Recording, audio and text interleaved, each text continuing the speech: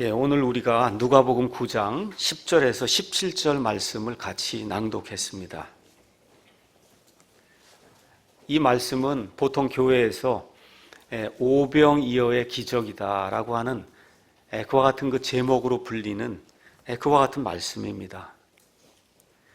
예수님께서 복음서를 가서 보시면 많은 일들을 하셨어요. 그래서 이 사복음서는 예수님께서 어떤 분이시고 예수님이 이 땅에서 무슨 일들을 하셨는가 하나하나 우리를 위해서 기록해 놓은 하나님의 말씀입니다. 그런데 예수님께서 행하신 모든 일이 이 4명의 기록자에 의해서 다 기록된 게 아닙니다. 그 중에 특별히 오늘 우리가 이제 살펴본 누가복음 9장 10절에서 17절 오병이어의 기적이라고 하는 이 말씀은 마태, 마가, 누가, 요한 이 4명의 복음서 저자가 4개의 복음서에 다 기록할 정도로 대단히 중요한 말씀이에요. 그래서 어떤 분이 그런 이야기를 했어요. 어쩌면 예수님께서 처녀 탄생으로 이 땅에 오신 일을 기록한 그 사건, 그것보다 더 중요할 수 있다. 이건 4번이나 기록이 돼 있으니까요. 그래서 예수님 생애에서 일어난 일 가운데 4복음서의 모든 게 다 기록된 건 흔하지 않습니다. 그 중에 많은 부분을 하나님께서 할애를 하셔서 여기 오병이어의 기적 사건을 저와 여러분을 위해서 기록을 해놓으셨습니다. 이 사건이 일어난 배경을 보시면 예수님께서 예수님 자신이 자라나신 그 갈릴리에서 이제 사역을 하시는 가운데 그 갈릴리 사역을 맨 마지막으로 완성하신 그 일이 바로 여기 오늘 일어난 오병이어의 이제 기적이에요. 그래서 여러분이 이 팔레스타인 땅의 이 지도를 가서 보시면 밑에 유대 지방이 있고, 그렇죠? 그 다음에 사마리아가 있고, 갈릴리가 있고, 그 위로 두로와 시돈이 있고, 그 위에 맨 위쪽에 오른쪽에 가시면은 가이사라 빌립보라고 하는 역시 유대에 속한 그런 지방이 있습니다. 그래서 예수님께서 갈릴리의 사역을 모든 걸 마치시고 여러분이 잘 아시는 베드로의 믿음 고백이 이루어졌던 저 위에 맨 위에 있던 가이사라 빌립보까지 올라가셨다가 이제 예루살렘으로 돌아오시면서 마지막 한 6개월 정도 예수님의 사역을 하시는 그런 내용이 이 이후에 이제 기록이 되어 있습니다. 지난번에 제가 누가복음 9장 1절에서 이제 9절 말씀을 이제 설명을 하면서 맨 마지막 9절에 나와 있는 말씀이 대단히 중요하다 이렇게 말씀을 드렸어요. 저와 여러분이 나가서 하나님의 말씀을 선포하면 어떤 효과가 나타나야 되냐, 심지어 불신자에 지나지 않는 이 헤롯 같은 이런 사람도 이렇게 고백을 했단 말이에요. 이 사람이 도대체 누구이기에 이러한 놀라운 일들이 내게 들리느냐. 그래서 말씀을 이렇게 선포하게 될 때 예수님이 누구냐라고 하는 그런 질문이 일어나야 그래야 우리가 복음을 제대로 전한 것이다. 이렇게 이제 말씀을 드렸어요. 그래서 오늘 오병이어의 이 기적 사건은 지금 헤롯이 여기 9절에 묻는 말 뭐예요? 이 사람이 도대체 누구냐 하고 지금 묻지 않습니까? 이 사람이 도대체 누구냐에 대한 대답이 바로 요 뒤에 나오는 오병이어의 기적을 일으키신 그 예수 그리스도가 바로 이 헤롯이 물었던 그 질문에 대한 대답이 되는 바로 그분이다. 이런 걸 기억을 하시면서 이 말씀을 우리가 한번 상고해 보도록 하겠습니다. 여기 10절에 가서 보니까 이제 예수님께서 이제 이 땅에서 사역하실 날이 얼마 남지 않은 줄 아시고 직접 12명의 사도들을 임명하시고 그들에게 권능을 주시고 이제 예수님이 이제 이 땅에서 승천하시고 나면 이 사람들이 예수님의 교회를 해야 되기 때문에 이 사람들이 직접 나가서 사람들을 만나고 하나님의 왕국의 복음을 선포하며 심지어 마귀들을 내쫓고 병을 고치고 사람들을 주님께 인도하는 그런 일을 직접 해보도록 하나님이 이제 예수님께서 말씀해 주시고 사도들이 나가서 직접 그 일을 행하는 모습이 여기 9장 1절에서 이제 9절에 기록이 되어 있습니다.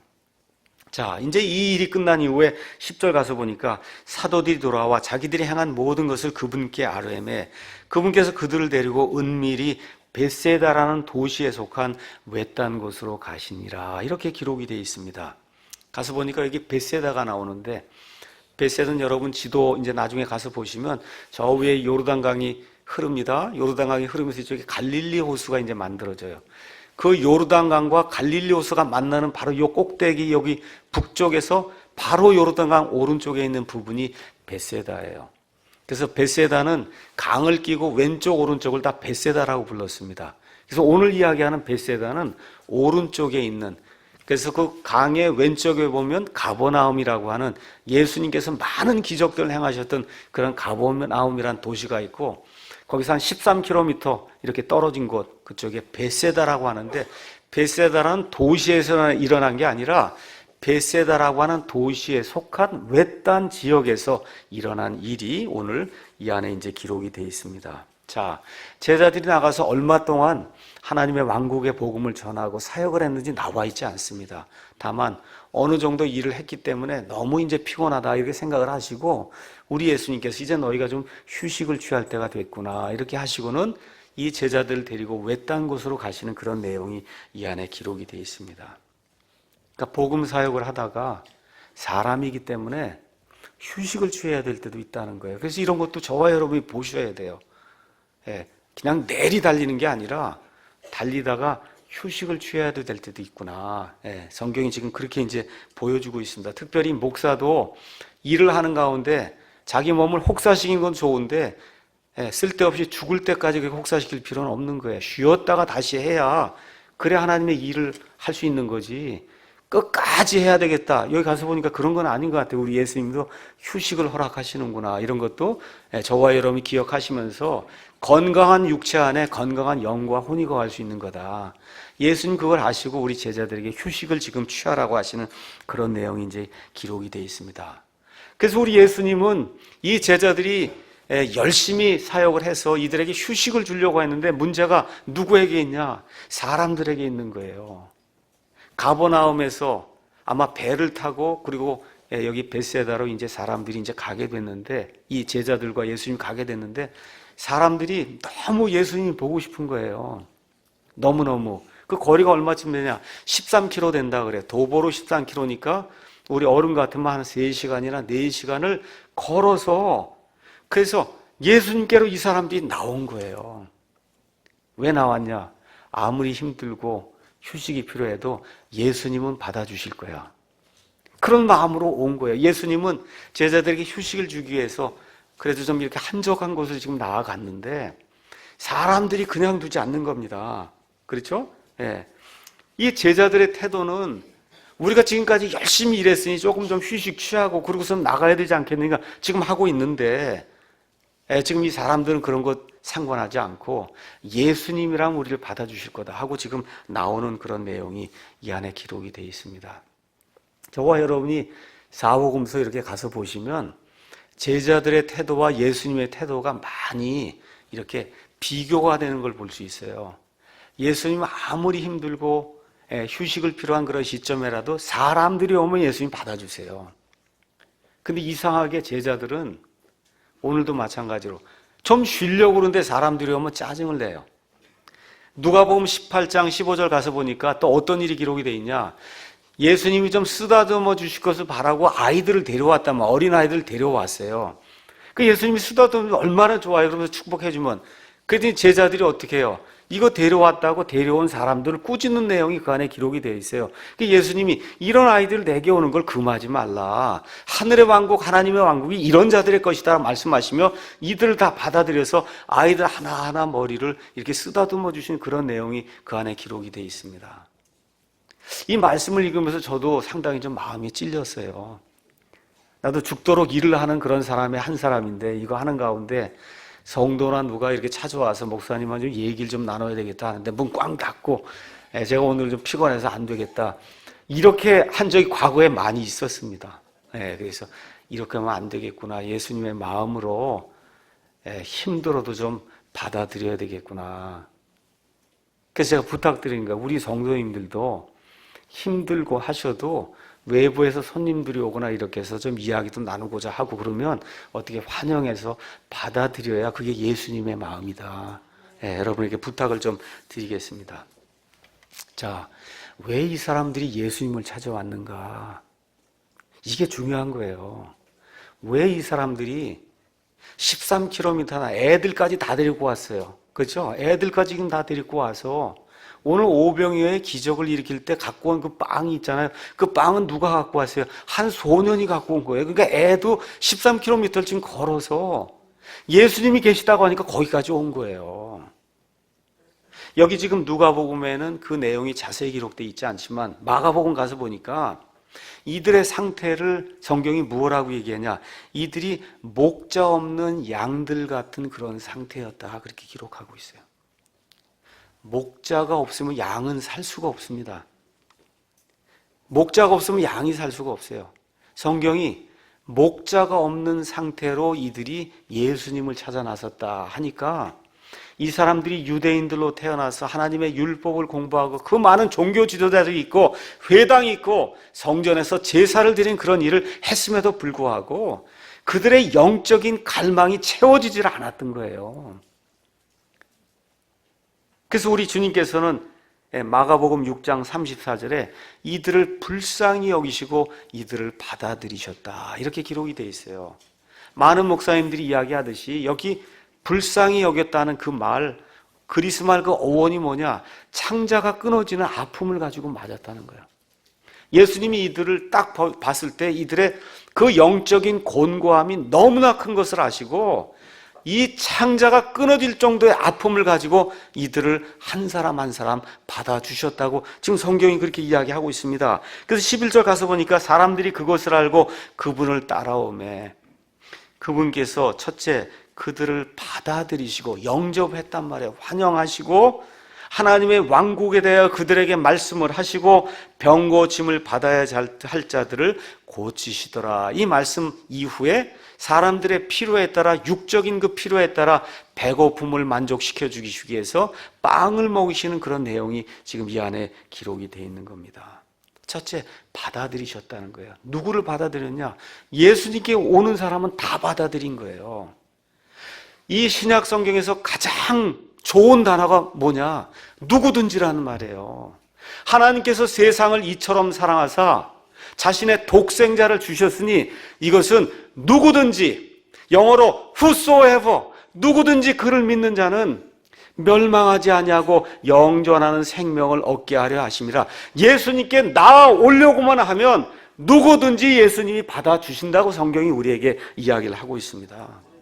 이렇게 받아주시고는 예수님께서 이들의 다른 모든 것들을 만족시켜 주시기 전에 가서 보니까 하나님의 왕국에 대하여 이들에게 설명해 주셨다고 성경이 이야기하고 있습니다. 하나님의 왕국 통치가 개개인의 삶에서, 가정에서, 또 지금과 같이 교회에서, 이 사회에서 하나님의 왕국 통치가 이루어져야 된다. 이 일을 위해서 우리 예수님께서 회개하고 하나님께로 돌이켜야 한다는 회개의 말씀과 너희를 창조하신 하나님을 믿어야 되고 하나님께서 보내신 자 나 유일한 예수 그리스도를 믿어야 된다는 이런 말씀을 주시고 이와 같은 믿음을 가진 사람들의 인격이 변화가 돼서 삶의 하나님을 높이는 성화의 삶이 나타나야 된다는 이런 말씀을 하나하나 예수님께서 다 진리를 말씀해 주십니다. 그리고 나서는 그 가운데 병 고침을 받아야 할 자들의 병을 예수님께서 물리적인 것과 같은 그 병들을 고쳐주셨다고 성경이 이야기하고 있어요. 그래서 육신적인 병, 하나님께서 원하시면 기도할 때 하나님이 들어주신다는 그런 이 하나님의 말씀을 기억을 하시고 우리가 하나님의 진리 가운데서 도움을 받기 원하는 때 하나님의 왕좌 앞에 언제라도 나가서 기도하며 하나님의 은혜를 받는 저와 여러분이 되기를 간절히 원합니다. 자, 이렇게 병을 다 고쳐주신 가운데 이 사람들이 예수님과 함께 오래 있는 동안 먹을 것이 다 떨어진 그런 상태가 됐어요. 너무나 배가 고픈 이런 상태가 될 때 이 사람들의 육신의 필요, 영적인 필요, 이 모든 것들을 만족시켜 주시기 위해서 여기 가서 보니까 이들 모두가 다 먹고 충분히 배불리 먹고도 12바구니를 거뒀다고 하니 저와 여러분의 영적인 필요, 육적인 필요, 이 모든 물리적인 그런 모든 필요, 재정적인 필요 하나님께서 채워주시고 남길 수 있을 정도로 충분히 채워주시는 그런 하나님이라는 사실을 이 말씀을 통해 우리에게 알려주고 계십니다. 그래서 오늘은 사람의 필요를 채워주시는 예수님이라는 그런 제목을 가지고 예수님께서 어떻게 우리의 심지어 육적인 필요까지 채워주시는가, 이 말씀을 통해 상고해 보도록 하겠습니다. 오병이어의 이 기적은 성경에 나타난 그런 기적, 예수님의 그 기적들 가운데 가장 위대하고 또 가장 중요한 그런 기적 가운데 하나입니다. 먼저 왜 이런 기적이 일어났냐? 예수님 누구세요? 하나님이시거든요. 이 하나님의 근본 속성 중에 하나가 뭐냐? 자기가 만든 창조물을 불쌍히 여기시는 속성을 가지고 계세요. 우리 하나님께서. 여러분, 불쌍히 여긴다 아시죠? 이 자식이 말을 안 듣고 회초리를 치고 그러고 나면 부모가 그러고 난 다음에 울잖아요. 왜 그래요? 불쌍하니까. 이 아이가 잘못하니까 회초리를 치고 그랬음에도 불구하고 돌이키면 눈물이 나는 거예요. 불쌍하니까. 다른 건 내 자식이니까 불쌍하잖아요. 우리 하나님이 지금 그러한 심령을 가지고 그리고 우리 사람들을 대해 주신다는 거예요. 그래서 오늘 집에 가시거든 창세기 21장 말씀을 한번 가셔서 상고해 보시기 바랍니다. 성경이 이제 창세기가 시작이 되는 가운데 쭉 진행되는 가운데 하나님이 사람을 얼마나 불쌍히 여기시는가 하는 내용이 구체적으로 저와 여러분이 이해할 수 있도록 잘 설명된 그 부분이 창세기 21장이에요. 여러분 아시는 것처럼 하나님께서 아브라함에게 씨를 주겠다고 말씀해 주셨는데 이 씨가 생기지 않으니까 결국 자기 아내 사라의 그 요청에 따라 인간적인 방법으로 아이를 갖기 위해서 하갈을 첩으로 취하는 그러한 일이 발생하고 결국은 아브라함이 나이가 86세가 됐을 때 이스마엘이라고 하는 아들이 이제 태어납니다. 그래서 이 14년 지나는 동안에 아무 소망이 없었는데 하나님의 약속의 말씀에 따라 100세가 되었을 때 이삭이라는 아들이 태어났어요. 그러니까 지금 아들이 태어났는데 지금 또 하나 아들 이스마엘은 14살이 됐는데 이 14살 된 이 형 이스마엘이 지금 갓 태어난 이삭을 희롱하는 그런 일이 생기니까 사라가 화가 나서 어떻게 해요? 이 하갈과 이스마엘을 내쫓으라고 지금 아브라함에게 부탁하는 그런 내용이 나와요. 아브라함이 얼마나 근심을 했겠어요. 그렇잖아요. 그러니까 하나님께 엿들었더니 사라의 말을 들어라.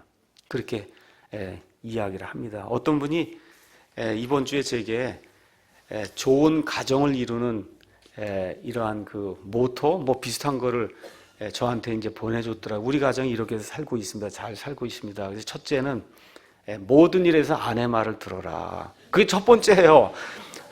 자매님이 저한테 보내준 거예요. 그래서 그리고 두 번째 규칙이 있다는 거예요. 그 두 번째 규칙이 뭐냐? 아무리 생각해도 그게 아닌 것 같으면 내 뺨을 한 대 때리고 1번 규칙을 다시 한번 생각해 봐라.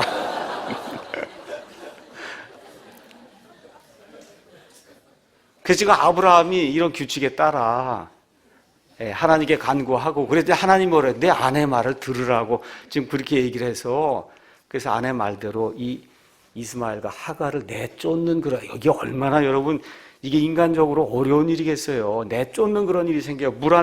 빵하고 물 한 부대 줘서 내쫓았어요. 그게 하갈이 지금 내쫓겼어요.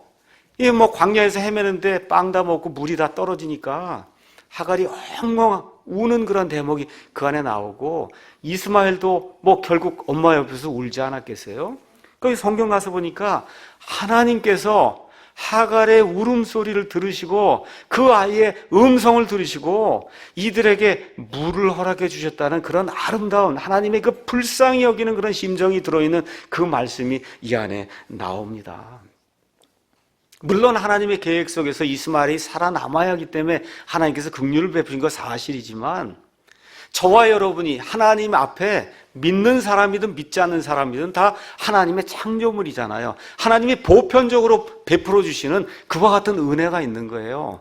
그래서 모든 창조물, 공중에 있는 새, 이 모든 짐승들, 그렇죠? 이 모든 것들이 하나님의 은혜 아래, 하나님의 불쌍히 여기심 아래 지금 살고 있는 겁니다.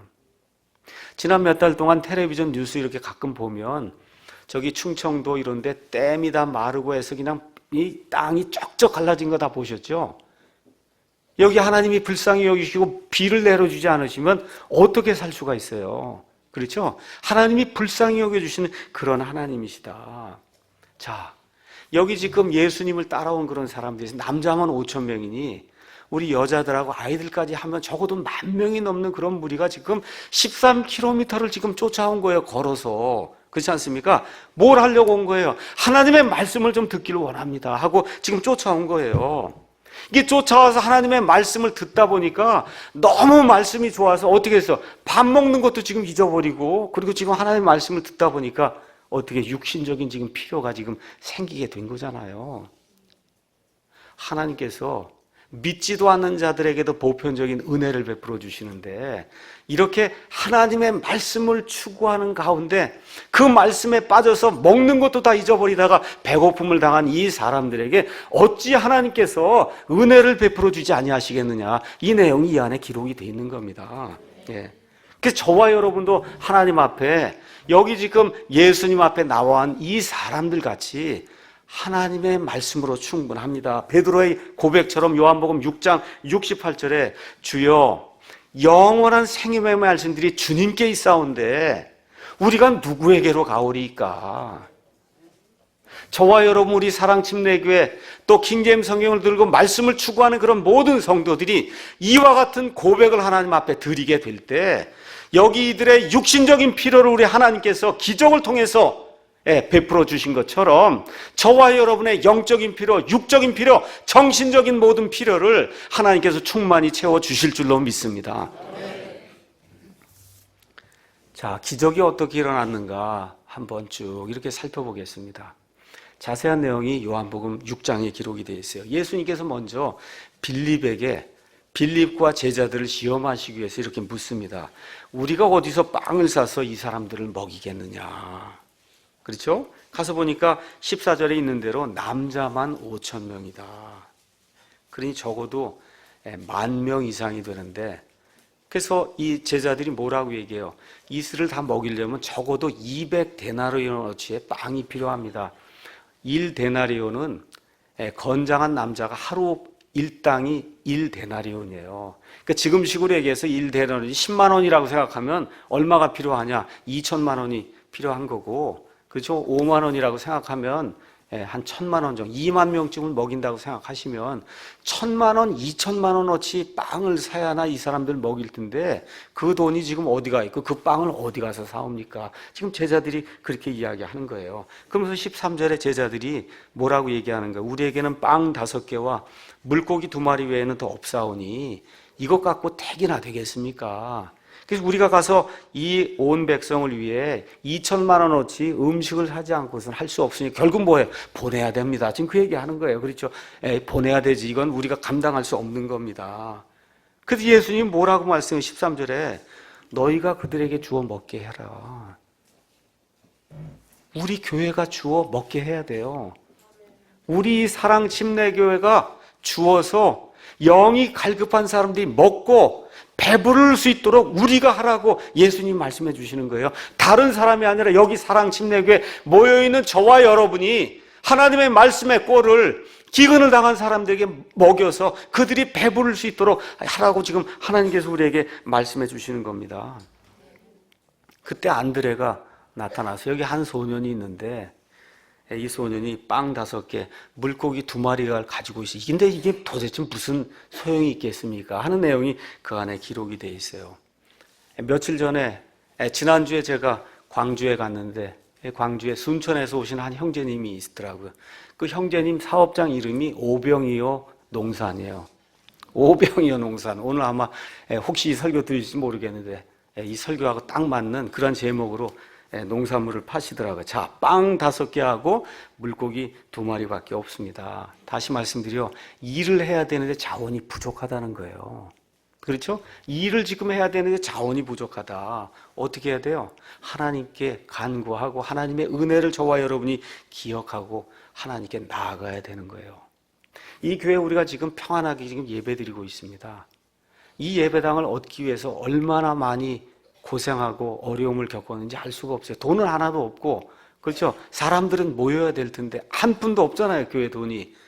저와 우리 많은 이 형제 자매들이 이것 때문에 고민 많이 하는 가운데 하나님이 기적적으로 세워주지. 이게 기적이잖아요. 우리 뭐 이론도 없는데 지금 22억짜리 지금 건물에서 예배를 드리고 있으니 이게 얼마나 큰 기적이에요. 일은 해야 될 텐데 안 되면 하나님께 나아가서 하나님 이걸 해결해 주십시오 하고 하나님께 간구할 수밖에 없는 겁니다. 그렇게 될 때 일이 어떻게 시작이 됐냐? 보잘것없는 여기 빵 5개하고 물고기 2마리로 어떻게 해요? 2만 명이 먹는 일이 시작이 된 거예요.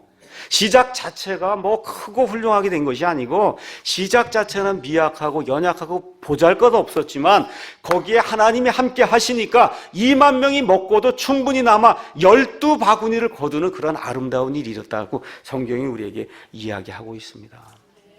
예수님 승천 이후에 초대 교회가 형성이 됐어요. 보잘것없는 어부 이런 사람 12명으로 교회가 형성이 되고 거기 지금 모여있는 마가의 달 앞에 모여있는 사람이 120명쯤 됐는데 세상의 지위나 뭐 재산 이런 거 하나도 없는 사람들이에요. 오직 하나님의 영으로 충만한 그 사람들 120명을 통해서 하나님께서 온 세상을 복음으로 보내시고 여러분이 역사를 한번 보세요. 뭐예요? 다 하나님과 관련된 일로 온 세상의 역사가 지금 굴러가고 있는 이런 시점에 저와 여러분이 살고 있는 겁니다. 그래서 우리 사랑침례교회가 하나님의 일을 하기 원한다. 어떻게 해요? 보잘것없는 일이지만 우리 것을 내놓고 하나님 앞에 희생하게 될 때 하나님이 그걸 가지고 하나님의 놀라운 일들을 이루신다. 이런 내용들을 기억하라고 성경이 우리에게 이야기하고 있습니다. 자, 그러면 구체적으로 어떻게 기적이 이루어지는가 하나님의 말씀을 살펴보겠습니다. 14절, 15절 가서 보니까 그분께서 자기 제자들에게 이르시되 그들을 50명씩 무리지어 앉히라 하시니 제자들이 그렇게 하여 그들을 다 앉혔다. 이렇게 기록이 되어 있습니다. 아무리 급해도 질서가 있게 일이 이루어져야 된다는 거예요. 굉장히 지금 배가 고파요. 빵을 나눠주려고 그래요.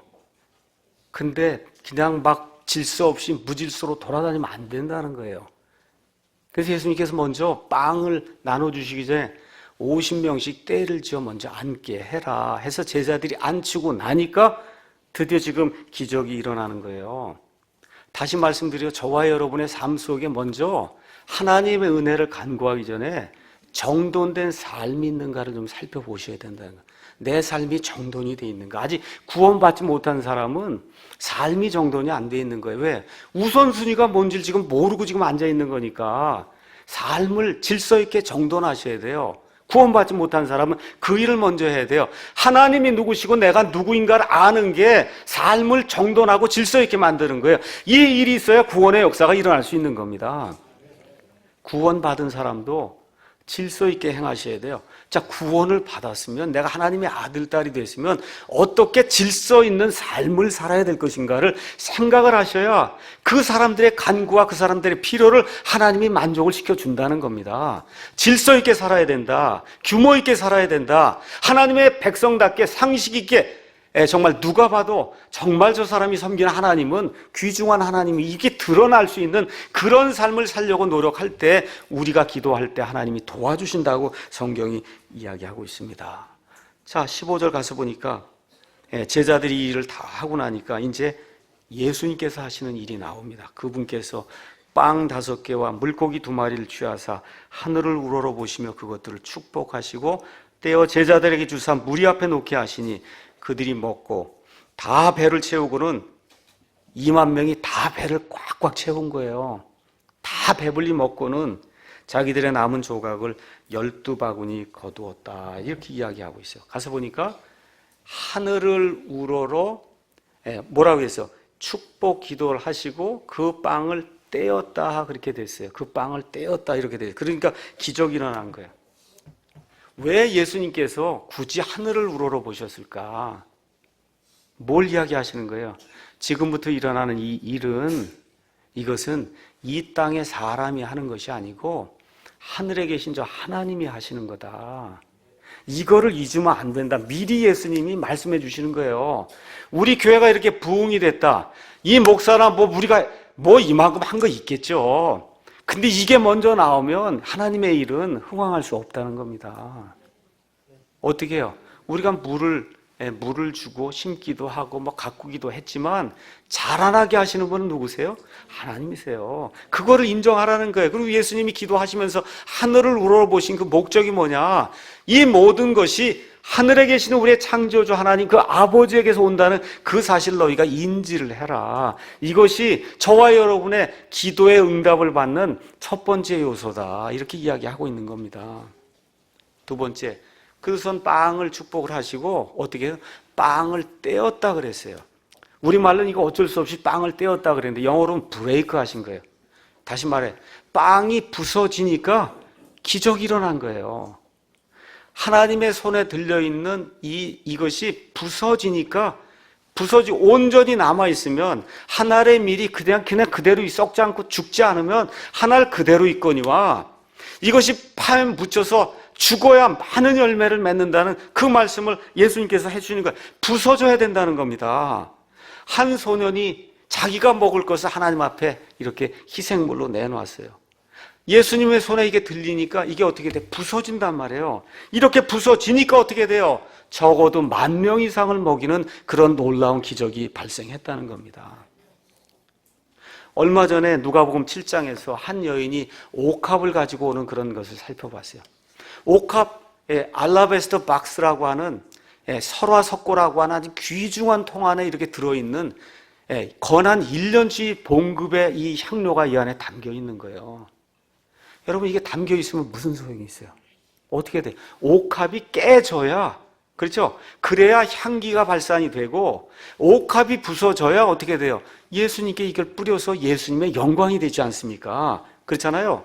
다시 말씀드려서 저와 여러분이 하나님의 일을 한다고 그러고 뭘 한다고 할 때 내 자신이 깨어져서 하나님의 용도에 맞게 내어 드릴 수 있을 때 하나님이 일을 하신다. 성경이 우리에게 그렇게 이야기하는 건데 여러분 뭔가 깨어지려면 뭐가 있어야 돼요? 아픔과 고통이 있어야 된다는 거죠. 이 한 소년이 자칫 잘못하면 어떻게 돼? 배가 찢어지는 그런 고통과 아픔을 지금 겪을 그런 상황에 놓여 있잖아요. 이걸 감수하고 이걸 내놓게 될 때 예수님의 손 안에서 그 빵 조각이 부서져 나가게 될 때 하나님의 놀라운 일이 생겼다고 성경이 우리에게 이야기해 주고 있는 겁니다. 여러분 한영대역 성경이나 이런 데 가서 보시면 우리에게 성경을 준 틴데일이라는 사람의 그 역사가 나와 있습니다. 틴데일은 1494년에서 1536년까지 영국에서 살았던 성경 번역자예요. 저와 여러분이 사랑하는 이 킹제임스 성경, 이 킹제임스 성경에 안에 들어있는 모든 거의 70%, 80%가 거의 그대로 틴데일 성경을 옮겨왔다 할 정도로 이 킹제임스 성경에 막대한 영향을 준 이와 같은 사람이 틴데일입니다. 그 당시에 로마 카톨릭 교회가 온 세상을 지배하는 가운데 이 카톨릭 종교 지도자가 틴데일 앞에서 이렇게 이야기를 했어요. 성경이란 필요 없어. 보통 사람들이 읽도록 성경을 영어로 번역한다는 것은 어리석은 일이요. 사람들이 필요로 하는 것은 단지 교황뿐입니다. 교황의 법 없이 사느니 차라리 하나님의 법 없이 사는 게 훨씬 낫소이다 하고 틴데일에게 이야기할 때 틴데일이 하나님으로 말미암은 의분이 생겨서 무엇하고 대답하느냐? 나는 교황과 그의 모든 법에 도전하며 만일 하나님께서 목숨을 살려주신다면 앞으로 몇 년 내에 쟁기를 끄는 소년이 교황보다 성경을 더 많이 알 수 있도록 내가 그런 성경을 내겠습니다. 근데 그런 성경 내는 게 쉽지 않잖아요. 어떻게 돼? 부서지고 깨지는 아픔이 있어야 그런 성경이 나오지 않습니까? 그 이후에 영국에 살 수가 없어서 독일, 벨기에 등을 떠돌아다니면서 성경을 번역하는 그런 일이 생겼어요. 이 틴데일 제가 어제 우리 킵바이블 사이트에 틴데일 영화가 있어서 제가 거기 이제 링크를 걸어놨습니다. 한번 틴데일이 어떤 사람인가 한번 위인전을 읽듯이 한번 잠깐 보시면 좋을 것 같아요. 그 삶을 저도 이렇게 틴데일 영화를 이렇게 보면서 야 정말 이게 성경 번역자로 지금부터 한 500년 이게 산다는 게 얼마나 어려웠을까. 머릿속에 여기 히브리 말, 그리스 말이 있으면 이 말을 그 말의 단어가 여러 개 뜻이 있잖아요. 하나님이 이 단어를 무슨 뜻으로 주었을까? 이거를 내가 어떻게 영국 사람들이 이해해서 교황보다 더 많이 일반 쟁기 끄는 소년이 더 많이 성경을 알 수 있는 이런 성경으로 말씀, 이 머릿속에 평생도록 그 사명을 가지고 잠 잘 때에도, 그리고 일어나서도, 밥 먹을 때에도 이 성경을 올바로 번역해야 돼. 이런 신념을 가지고 평생 사는 가운데 이 틴데일 성경이 나오게 된 거예요. 근데 틴데일이 이 땅에 사는 동안에 영광 받았습니까? 하나도 영광 받지 못했어요. 영국의 왕이 그를 잡아다가 결국은 벨기에에서 화형대 배기를 세워서 결국은 화형대에 이슬로 사라지는 그와 같은 아픔을 이 사람이 겪게 됐어요. 이런 아픔 속에 저와 여러분이 가지고 있는 킹제임스 성경이 나오는 거예요. 부서져야 된다. 그래서 예수님이 부수는 그런 일을 하시는 겁니다. 이런 일을 저를 위해서 또 여러분을 위해서 가장 크게 하신 분이 누구냐? 예수님이세요. 예수님. 우리 한번 가서 고린도전서 10장 가서 11장 가서 보겠습니다. 고린도전서 11장 가서 보니까 주의 만찬에 대해서 사도 바울이 이야기하면서 11장 23절, 24절에 이렇게 이야기하고 있습니다. 내가 너에게도 전해준 것은 내가 주께 받은 것이니 곧 주 예수님께서 배반당하신 바로 그 밤에 빵을 집으사 감사를 드리신 뒤에 그것을 떼시고, 떼는 거예요. 브레이크 했단 말이에요. 여기 오병이어의 그 기적이 일으킬 때 그 빵을 부순 것처럼 예수님께서 이 빵을 부수시고 받아서 먹어라. 이것은 너희를 위해 찢긴, 너희를 위해 부서진 내 몸이니, 다 브레이크라는 단어를 쓰고 있어요. 나를 기억하여 이것을 행해라. 너희를 위하여 흘린 내 피니, 상속 언약의 피니, 내가 다시 올 때까지 이 빵과 이 포도 주스 이걸 먹으면서 나의 고난과 고통을 기억하라고 우리 예수님께서 말씀해 주십니다. 그러니까 예수님도 이 땅에 생명의 빵으로 오셔서 부서지는 그런 아픔을 겪고 구원의 모든 걸 완성을 하시고, 그리고 하나님 왕좌 앞으로 들어가셨다고 성경이 이야기하고 있습니다. 이거를 틴데일이 히브리서 12장 2절에 어떻게 기록을 했느냐? 킹제임스 성경 히브리서 12장 2절은 틴데일 성경을 그대로 가져온 거예요. 틴데일이 고민을 한 거예요. 이 말씀을 어떻게 번역을 해야 빵처럼 부서지면서 우리를 위해서 모든 것을 내어놓으신 그 예수님을 표현할 수 있을까? 그럼 뭐라고 기록이 되어 있어요? 우리의 믿음의 창시자요. 그렇죠? 개혁성경 믿음의 주요 원조, 이런 거 잘못된 번역이에요. 우리 믿음의 창시자, 우리 신약 성경에 이 성도들이 가지고 있는 믿음을 누가 만드셨어요? 우리 예수님 만드신 창시자, 오서라고 지금 성경이 이야기하고 있어요. 그리고 창시하셨을 뿐만 아니라 그것을 끝내신 분, 완성자, 피니셔, 이렇게 기록이 되어 있어요. 그 예수님을 바라보자. 예수님이 이 일을 왜 어떻게 했느냐? 그분께서는 자기 앞에 놓인 기쁨으로 십자가를 견디사 그 수치를 멸시하셨는, 무슨 얘기예요? 몸이 쪼개질 때까지 자기 자신을 내어놓으시고 드디어 이제 하나님의 왕좌 오른편에 앉으셨느니라. 얼마나 멋있어요. 이게 지금 성경이 이야기하는 제자들의 올바른 삶이라고 성경이 이야기해주고 있습니다. 예수님께서 이렇게 몸이 부서지는 희생, 이걸 이루시면서 뭘 세우셨어요? 내 교회를 세우신 거예요. 예수님의 내 교회는 예수님의 이와 같은 희생 가운데 세워지고, 예수님 희생 이후에 사도 바울과 많은 제자들의 희생을 통해서 예수님의 내 교회가 지금 이 시간 여기 소래포구의 사랑 침례교회까지 전달이 돼서 저와 여러분이 오늘 이 시간 이 신약 성도의 믿음을 가지고 하나님 앞에 예배 드리고 있는 겁니다. 바로 이런 교회가 예수님이 약속해 주신 지옥의 문들이 이기지 못하는 교회예요. 지옥의 문들이 이기지 못하는 성도예요.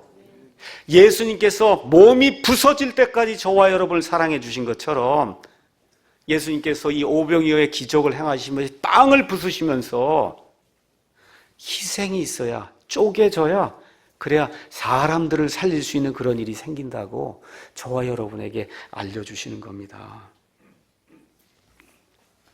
우리 자신은 어떤가 한번 이 시간에 좀 생각을 해보시면 좋겠어요. 정말 내 몸이 쪼개지도록 하나님 앞에 내어놓는가, 내 몸을. 골로새서 3장에 가서 보니까 너희가 그리스도와 함께 일어났거든. 이제는 하늘에 애착을 두고, 하늘에 있는 것들에 애착을 두고 땅에 있는 것들에 두지 말라. 너의 생명이 그리스도 예수님 안에 있다. 이렇게 이야기하고 있습니다.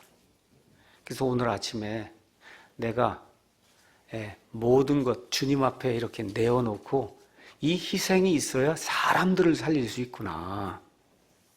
우리 교회 그거 하려고 모인 거예요. 사람을 살리기 위해서 모인 거예요. 우리 교회 물론 먼저 내가 살아야죠. 물론 내가 사는데 나 사는 것으로 끝나면 소용없고 그거는 1년 정도 하고 끝내야 되는 교회예요. 내가 사는데 사는 목적이 뭐예요? 남을 살리기 위해서 지금 이 교회 하고 있는 거예요. 맞습니까? 남을 살리기 위해서 지금 이 교회 하고 있는 거예요. 교회 존재 목적이 뭐냐? 우리가 먼저 살아야 돼요. 맞습니다. 내가 산 이후에 남을 살리기 위해서 지금 이 교회에 저와 여러분이 존재하는 거예요. 남을 살리기 위해선 내가 부서져야 된다. 내가 부서져야 된다. 이걸 저와 여러분이 기억하시면 좋겠습니다. 이런 마음으로 예수님을 섬기고 교회에 속한 우리 성도들 섬기고 세상에 속한 그런 사람들을 섬기게 될 때 이 교회에 하나님이 원하시는 놀라운 부흥의 기적이 여기 오늘 오병이어의 기적이 일어날 것처럼 풍성하게 임할 줄로 믿습니다. 자, 그 다음에 또 가서 보니까 어떻게 돼 있냐. 예수님이 하신 일은 하늘을 우러우러 보시고 축복 기도하시고 그 다음에 부순 거예요. 실제로 이 모든 것들을 사람들에게 가져다 준 건 누가 합니까? 제자들이 하는 거죠. 제자들이 하는 거예요. 그러니까 하나님의 일을 하려고 할 때 하나님이 하시는 부분이 있고 우리 사람이 하는 부분이 있다는 겁니다. 사람이 하는 부분. 그래서 고린도전서 3장 9절 가서 보니까 우리를 가리켜 뭐라고 얘기해? 너희는 하나님과 함께 일하는 일꾼이다. 이 모든 것 떼어서 이렇게 나누어 주는 것까지는 예수님이 하시는데 이거를 직접 들고 가서 50명씩 앉아있는 그 무리에게 이걸 가져다 주는 건 누가 해요? 제자들이 했단 말이에요. 한번 여러분 생각해 보세요. 12명이 지금 제자가 있습니다. 빵이 5개, 물고기가 2마리예요. 이걸 지금 나눴으면 한 제자가 가진 건 빵이 어떻게 돼요? 반 조각도 안 되는 걸 받았을 거 아니에요. 물고기는 6분의 1 되는 거, 요 조그만 거, 애가 물고기를 가져와서 이만한 걸 갖고 왔을 리가 없고 요만한 걸 지금 갖고 왔는데 그거를 6분의 1씩 나누면 요만큼 분이 안 되는 거 아닙니까? 말 그대로 제자들 한 사람 먹기에도 부족한 그런 양이에요. 근데 가서 보니까 17절에 하나님의 말씀을 의지하고 이걸 가져다가 사람들 앞에 놓게 될 때 17절에 그들 모두가 다 배불리 먹고 12바구니나 빵 조각을 넘치도록 거두었다고 성경이 우리에게 이야기를 하고 있어요. 다시 말씀드려 우리의 필요뿐만 아니라 남을 만족시킬 수 있는 그런 일이 하나님의 역사를 통해 일어날 수 있다는 겁니다. 또 어떤 사람들이 있어야 되냐? 이런 거를 바라는 사람들이 있어야 되는 거예요. 나를 통해서 하나님이 나와 함께 하시면 나를 배불리 하게 해주실 뿐만 아니라 나뿐만 아니라 다른 사람들도 배부르게 해줄 수 있다. 내가 그와 같은 통로로 쓰여야 되겠다는 그 사람들의 간절한 욕구가 있을 때 그런 사람들의 욕구를 통해서 하나님께서 하나님의 말씀을 나르신다는 그런 사실을 기억해야 됩니다. 그래서 이런 부흥과 이런 기적을 원하는 사람들이 우리 사랑침례교회에 있어야 돼요. 나는 어떤가 한번 생각해 보세요. 나는 여기 왜 사랑침례교회에 와서 앉아 있는가? 정말 내가 배부르고 그 이후에는 남들도 배부르게 해야 되겠다는 그런 심정으로 여러분 이 자리에 나와 계십니까? 대답이 없으신 것 같으네. 다시 한번 물어봐야 되겠어요. 없으면 이제부터 가지시면 돼요. 우리 그리스도인들이 좋은 거 뭐냐? 과거에 못한 거는 다 잊어버리고 저 앞에 있는 하늘의 높은 부르심의 상을 받으려고 표대를 향해 밀치고 나가면 돼. 뒤에 건 다 잊어버리고. 제가 묻겠습니다. 나를 배부르게 하는 그 양식, 그건 나도 먹고 내가 먼저 배부른 이후에 남들을 배부르게 했다는 그런 심정으로 이 교회에 오시겠습니까? 그렇게 하면 되는 거예요. 오늘 하나님께 약속했으니까 내가 먼저 배부르고 밖에 있는 사람들을 배부르게 할 수 있도록 내 자신을 하나님 앞에 내어놓고 하나님이 쓸 수 있도록 내 자신을 헌신해야 되겠다. 이런 마음을 가지라고 하나님께서 오늘 오병이어의 기적의 말씀을 우리에게 주시는 겁니다. 요약의 말씀 드리겠습니다.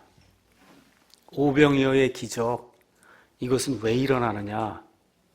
하나님께서 목자 없는 양들같이 이리저리 방황하는 그 사람들을 창자가 끊어지는 듯한 것과 같은 그 아픔을 가지고 불쌍히 여기실 때 그때 이런 기적이 일어나는 거예요. 그러니까 저와 여러분의 이 교회가 흥황하고 하나님이 온전히 보존해 주신 킹제임스 성경 말씀이 이 한국말을 사용하는 사람들에게 다 들어가야 되겠다. 이런 그 생각을 가지고 어떻게 창자가 끊어질 정도의 아픔을 가지고 저와 여러분이 헌신하고 기도하고 우리의 물질을 내어놓고 최선을 다하게 될 때 그때 오병이어의 기적이 일어났던 것처럼 한국말을 사용하는 사람들에게 하나님의 말씀이 편만하게 들어갈 수 있는 겁니다.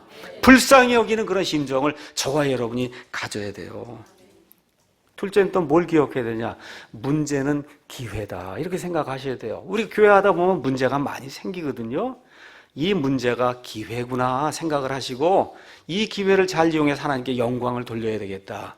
저와 여러분이 삶을 사는 가운데 문제가 생기잖아요. 육신의 질병의 문제, 재정의 문제, 가정의 문제, 아이들 속썩이는 문제, 여러 가지 문제가 저도 생깁니다. 다 생기는 거예요.